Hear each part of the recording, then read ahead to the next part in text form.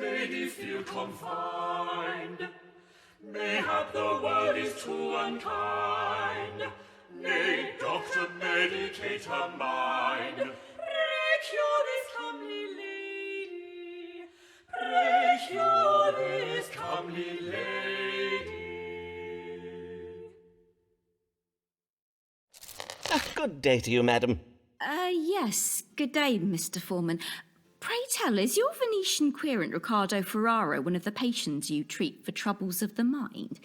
Forsooth, his manner is right strange.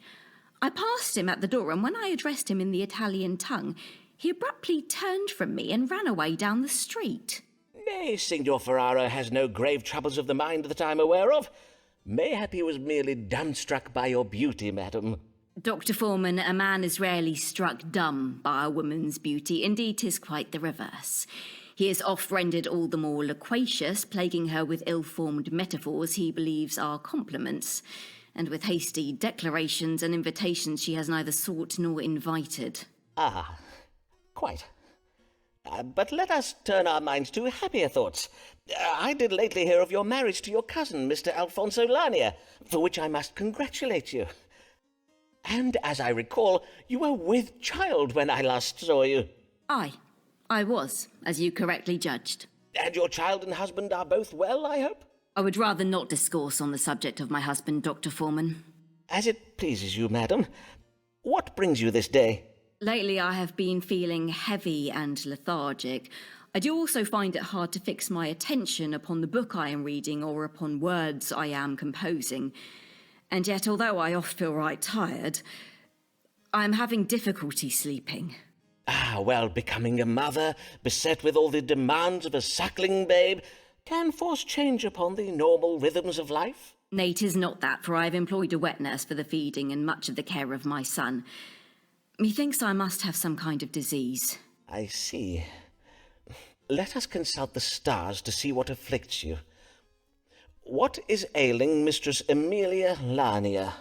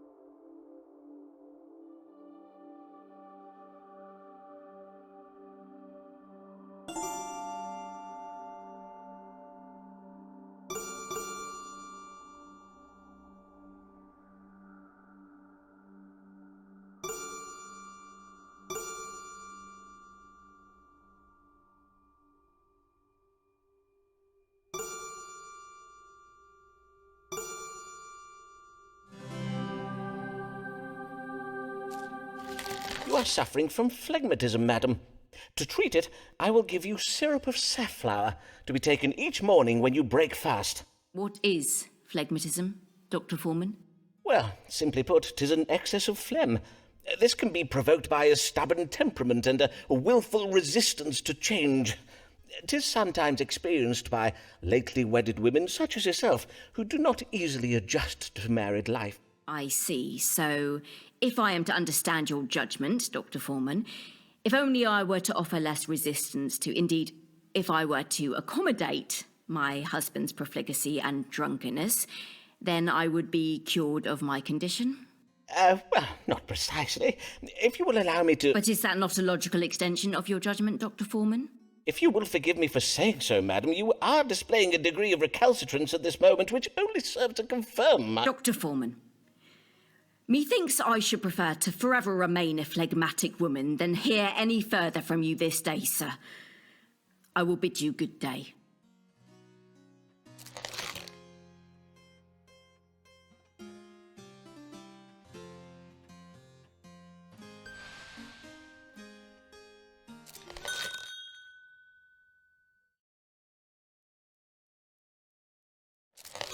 What is variation?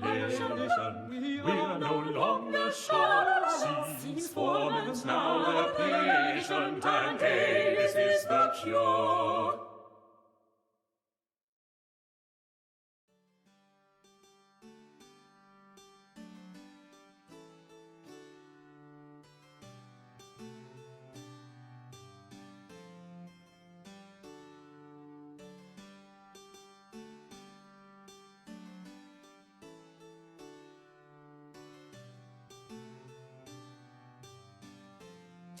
Ah, my dear Avis, what a pleasure it is to see you. I have oft thought of our last... I cannot tarry long. My husband will be expecting me home. Of course. But, dear lady, is something the matter? Of course. Do not all your querents come with a matter they wish an answer to? Well, yes, but... I wish to ask of the stars whether a man I am close with, a man who is not my husband, whether that man be also close with another woman. A man you are... I see. Well, if I am to judge the stars for you, I must ask you to be more precise. In what sense do you mean close? The platonic bond of friendship? Nay, close in the sense of being intimate. I see. Then 'tis the familial tie of kinship, perchance. Nay, I mean someone with whom I have shared physical relations. Verily, madam, if I am to give you an accurate reading, you must state your question clearly. Methinks you know full well what I ask. I bid you ask the stars whether my lover is, that is to say, be it true that he engages with another woman in acts of strumpy-humpy. Madam, you astonish me. 'Tis unlike you to speak such indelicate words. Now, if I understand you correctly, you have a lover, and you wish to know whether he has been sharing his tender favours with another woman. Aye, but did I not verily say so? And now that we have at last fathomed your question, let us read the stars to fathom an answer. Has Mistress Allen's lover been unfaithful to her?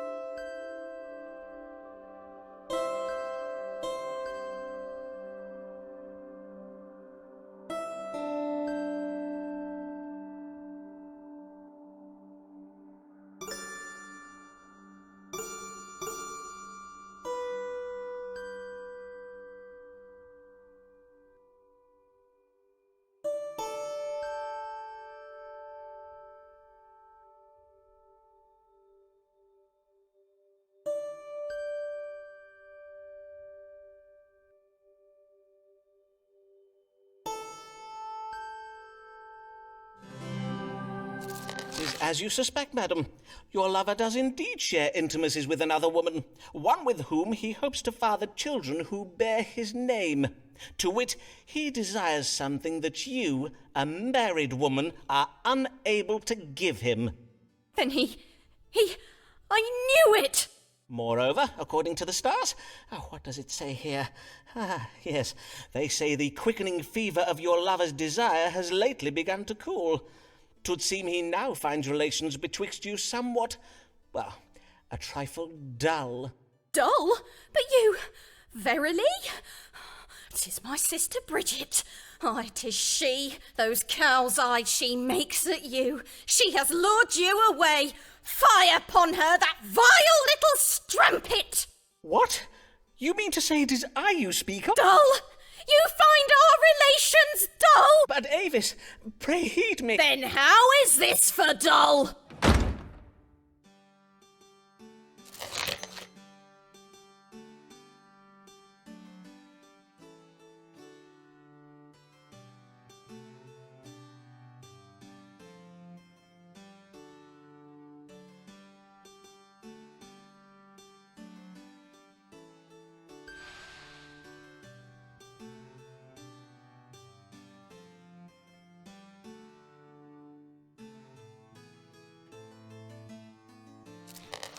Sybil Fortescue always has what's new.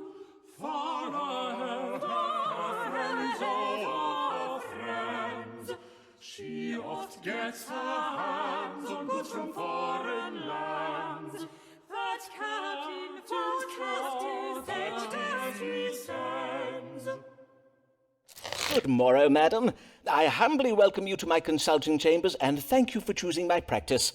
Mistress... Fortescue, Mistress Sybil Fortescue. Well then, Mistress Fortescue, what may I assist you with this day? I come upon a most troubling matter, sir.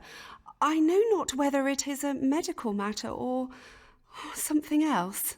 I see. Pray describe your trouble to me, madam. Well, I suppose it all began with a dinner I hosted at my house last even.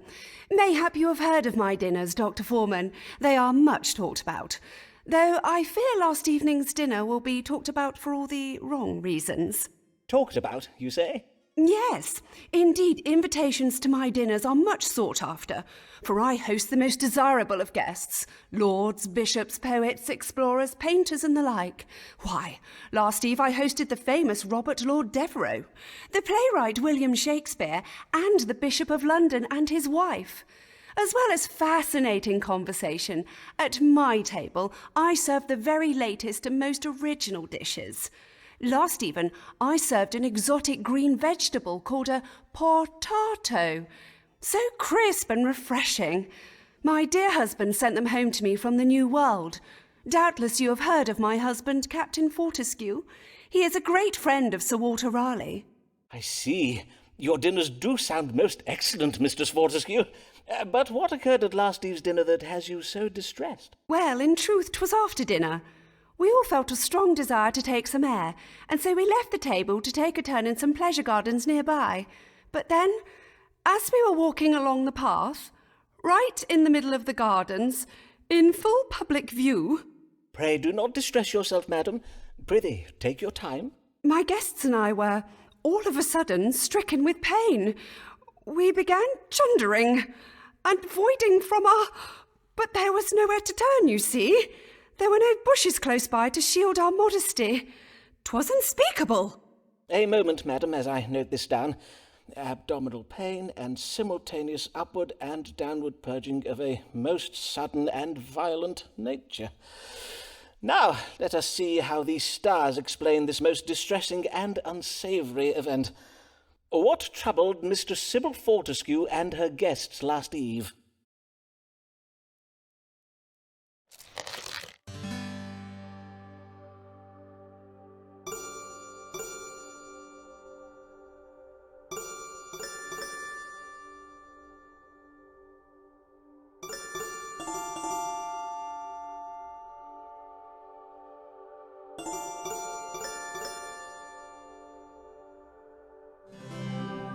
Madam, I think you said the New World vegetables you dined upon were green in colour, did you not? And you describe them as crisp and refreshing, I think. I take it then that you serve them to your guests green and raw? Yes, indeed. Most of the potatoes my husband sent me were full dull and unhealthsome in appearance. Hence I served only the green ones. I had my cook cut them in such a way as to resemble roses. 'Tis the way I oft serve my apples. Ah, then your trouble was a severe case of evil digestion. I have read that these vegetables can be noxious if they turn green. Oh, my days! Do you mean I poisoned my guests? In a manner of speaking, aye. But worry not, madam, for the suffering was but temporary. Indeed, it does sound as if the bodies of your guests were most comprehensively purged of the poison. However, in future be sure to cook the potatoes until they are soft, and pray do not eat the ones that have turned green. As God shall mend me! What a shameful affair this has been! I shall go home and, well, I shall write to my husband and ask that he includes cooking instructions with the next gift of food that he sends me. I thank ye and bid ye good day, Dr. Foreman.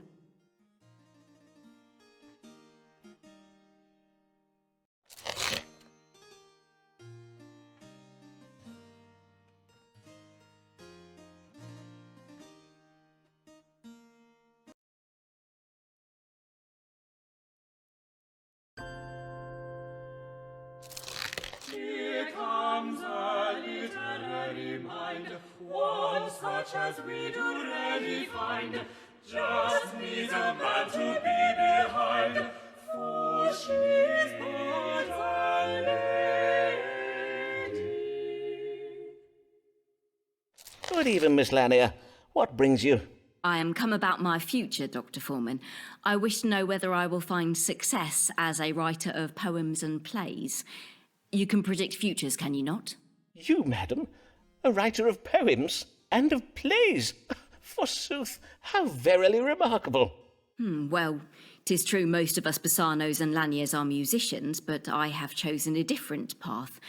I've lately begun a collaboration with a poet and playwright. Let us call him Mr. S. He is presently writing a play that takes place in northern Italy, and as I am of Italian heritage, he has asked me to help him write it. How interesting. And does this collaboration betwixt you go well? Right well, or so methinks. Indeed, Mr. S. did suggest that I am full talented as a writer. Be not afraid of greatness, he told me. For once our play opens upon the London stage, our success will follow, as night follows day. I see. Then what would you have me ask the stars, madam? Well, I've noted that Mr. S., although a brilliant man, is oft prone to exaggerated melodrama and implausible plot resolutions. I wish to know whether this story of his, of our future success, is true. Very wise of you, madam. Then let us see whether your success or failure is writ in the stars. Will Mistress Amelia Lanier find fame and fortune as a writer?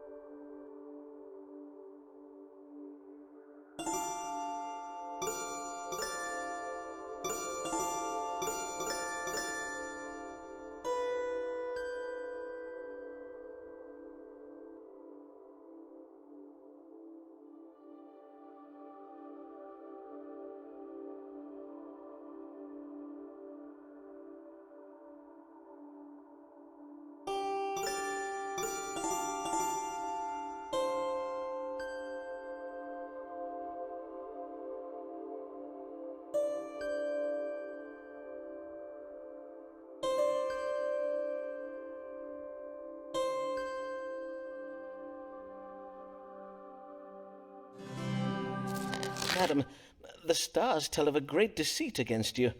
They suggest that your collaboration with Mr. S puts you at risk of, let me see here, creative domination and theft. The result being that you will reap little from your collaboration with Mr. S, but feelings of bitterness and jealousy. I cannot believe this of Mr. S. He is a right honourable man. I cannot believe such compelling insights into the human condition could be writ by such a knave as you describe. To be sure, he does oft indulge in wordplay for its own sake, thus cheapening and unnecessarily prolonging a scene.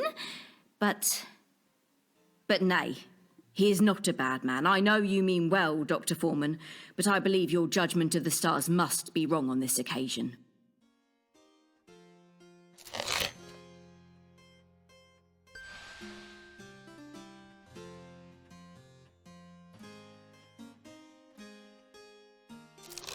Mistress Avis Allen, the love of Foreman's life, how futile 'tis to fall for another man's wife. Good day to you, sir. Good day to you, madam. For me? None. None at all. Verily, then I cannot fathom why you... 'Twas my husband who bade me come, for he finds it difficult to speak of... As I say, he had me come in his stead, and I could think of no reason to give him for why I should not come. I see. Then what is troubling your husband? Madam, I cannot treat a querent without knowing first what his troubles are. He is unable to perform his marital duties. I see, and whatever does that mean? Your husband forgets to put out the night soil? Some broken shelving he is neglected to fix?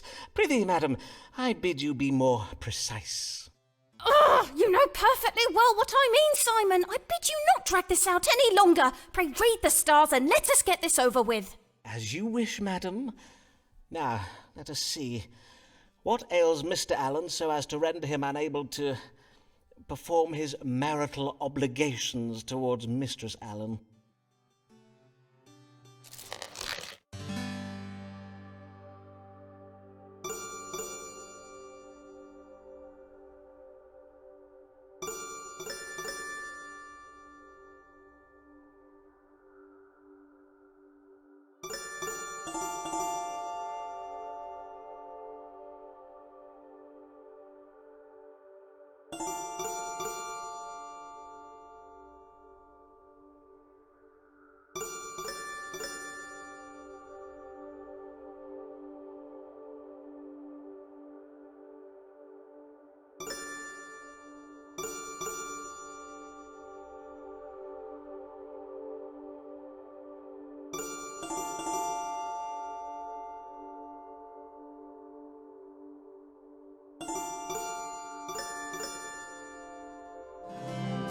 Your husband is suffering from a lack of sanguinity in the brain, which has resulted in a loss of carnal lust. According to my chart, there is little hope of remedy. Verily, no hope at all? Nay, I'm afeard not. Oh, then Mr. Allen is not, cannot be a full husband to me. At least not in the full, true sense of being a husband. Precisely so. And as a physician, it behoves me to observe how unnatural and lamentable it is that a wife be so neglected. Oh, Simon. Oh, my darling Avis.